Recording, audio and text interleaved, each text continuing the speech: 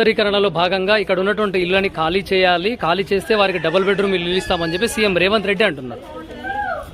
రేవంత్ రెడ్డి అంటున్నారు double bedroom ఇస్తామంటారు. ఇంతవరకు ఎవరితో వచ్చి మాట్లాడారా? ఎవరికి తెలియదు. వాళ్ళు ఇల్లు ఇస్తానని తెలియదు, ఇల్లు తీసేస్తామని తెలియదు, నా ఏమీ తెలియదు. ఆ ప్రాజెక్టు గురించి తెలియదు మాకు ఎవరికి. మాకు వేరే వాళ్ళు వచ్చి ఇట్లా అవుతుందని చెప్పేసి న్యూస్ వస్తుంది కదా, మీకు తెలుసా అంటే అప్పుడు తెలుస్తుంది. నువ్వు చూస్తేనే తెలుస్తుంది. ఇప్పుడు అందరు చూస్తారా? నువ్వు చూడరు కదా. కానీ ఎక్కడైతే ఇప్పుడు ఓట్ల కోసం ఇల్లు తిరిగి ఓట్ల కోసం వచ్చినప్పుడు ఎట్లయితే అడుగు తీసుకుంటావో, మరి ఇప్పుడు కూడా ఇళ్ళ పరిస్థితి ఇట్లా ఉందని చెప్పేసి ఇంటికి తిరిగి కనీసం ఒక బస్తీ కమిటీ ఉంటుంది, ఆ కమిటీతోనే చర్చ పెట్టాలి కదా. అసలు ఇట్లా జరుగుతుందని ఎవరితో ఏం మాట లేదు, ఏం తెలియదు. అసలు ప్రాజెక్టు గురించి ఎవరికి తెలియదు.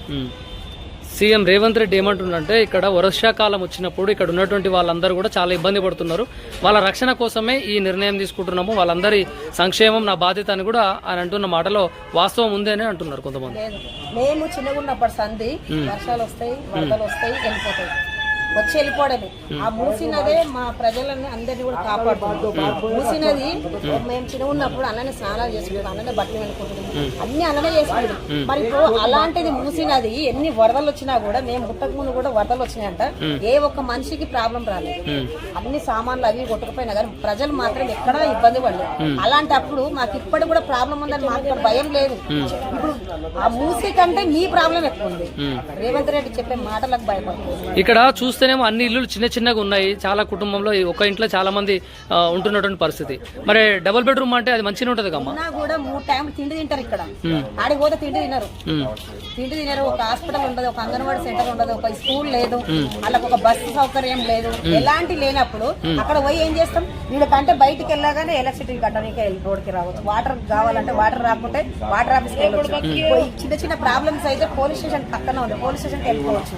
ఏవి కావాలన్నా పని పోవాలన్నా ఇక్కడ ఇల్లు ఉన్నాయి, పెద్ద పెద్ద ఇల్లు ఉన్నాయి, ఇళ్లలో పని చేసుకునే మహిళలు ఎక్కువ. మరి ఇళ్లలో పని చేయాలంటే ఇక్కడ ఇల్లు ఉన్నాయి కాబట్టి అక్కడ చేసుకోవడానికి పొద్దుగా వాళ్ళ టైమింగ్.